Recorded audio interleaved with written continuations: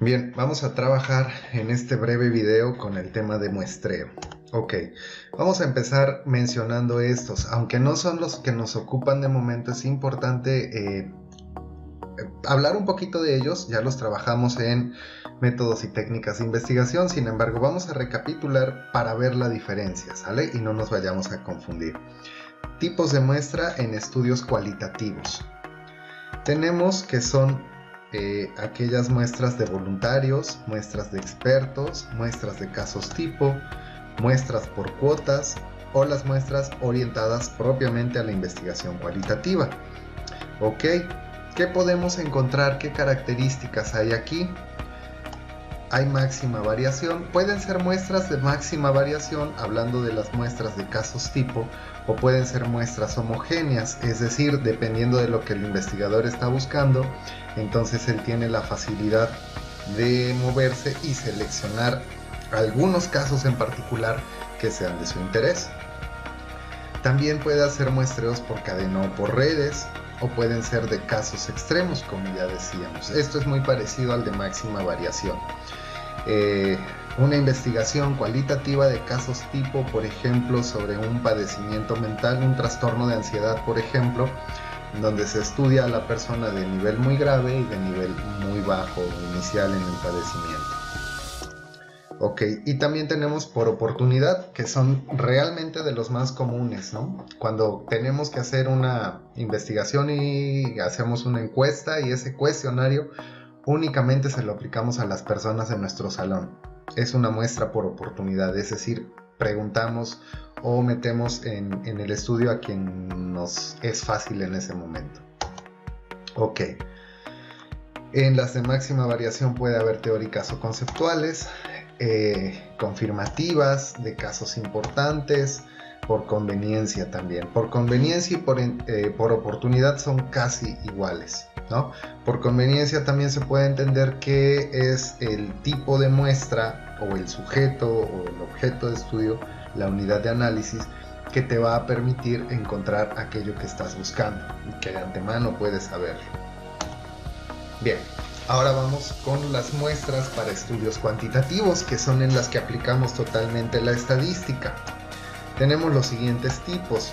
Tenemos los muestreos probabilísticos y los no probabilísticos. Hay que ser muy cuidadosos en este sentido. Un muestreo probabilístico es aquel del que yo puedo hacer inferencias, ¿sí?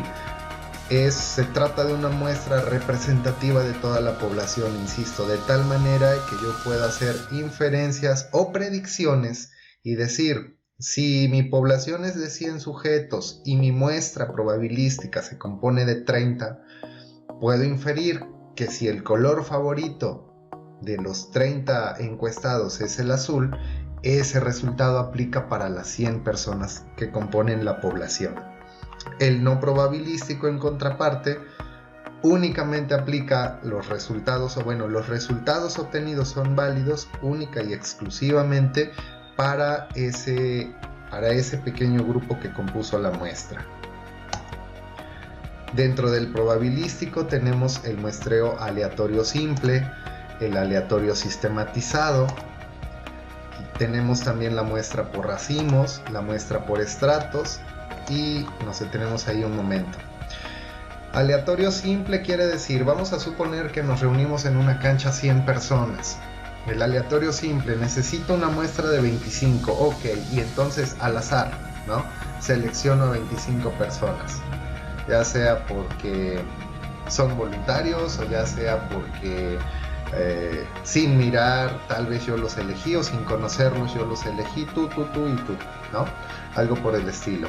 Y en aleatorio sistematizado vamos a suponer que tenemos a esos 100 sujetos, entonces yo los pongo en una fila, los ordeno en una fila, y si son 100 y necesito una muestra de 25, quiere decir que aproximadamente voy a elegir al primero, después voy a contar como 4 o 5 sujetos y al quinto nuevamente voy a elegir.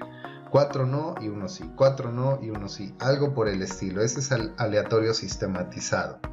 La muestra por racimos o por estratos se aplica mucho en ciencias sociales, también en otras ciencias, obviamente, en educación. Vamos a pensar que nos interesa hacer un estudio socioeconómico en la ciudad de Jalapa, pero para eso dividimos a la ciudad en estratos, ¿no? En estratos, por ejemplo, dependiendo de la zona en la que se vive, no vive igual la gente del centro que la de Ánimas, que la de la colonia Revolución, por ejemplo, ¿no? Entonces, por ahí va esto de los racimos y los estratos. En un momento vamos a ver cómo se calculan. Cuando hablamos del muestreo no probabilístico, tenemos también el aleatorio simple, porque se trata de elegir al azar. Y recuerden que en el no probabilístico, yo elijo el tamaño de la muestra, según mis recursos, según mis posibilidades y mi conveniencia. En el probabilístico, el tamaño de la muestra se determina a través de una fórmula, que es lo que vamos a trabajar en un momento. Ok, entonces en el no probabilístico tengo el simple y el sistematizado. Recordemos que la diferencia es que aquí yo elijo arbitrariamente el tamaño de la muestra. Vamos a tener eso bien claro. Muestreo probabilístico nos funciona para inferir, hacer inferencias sobre la población completa. Por lo tanto, el tamaño de la muestra se calcula. Muestreo no probabilístico. Aquí no puedo hacer inferencias sobre toda la población, pero yo estimo o yo propongo el tamaño de la muestra. No necesito calcularlo. Para ello vamos a necesitar niveles de confianza, ¿sí? Y los vamos a traducir a valores Z. ¿Qué es el nivel de confianza? Ustedes seguramente se han dado cuenta que en la televisión, en internet, etcétera, ¿no? Cuando ven el reporte de una investigación y se habla de un nivel de confianza, por ejemplo en medicina, esto es muy importante, ¿no? El nivel de confianza es la probabilidad de que el resultado sea verdadero, sea acertado. Por lo tanto, tiene a contraparte un margen de error. Regularmente, en todo tipo de investigaciones, el nivel de confianza mínimo aceptado es del 95%. Por lo tanto, el margen de error llega a ser del 5%.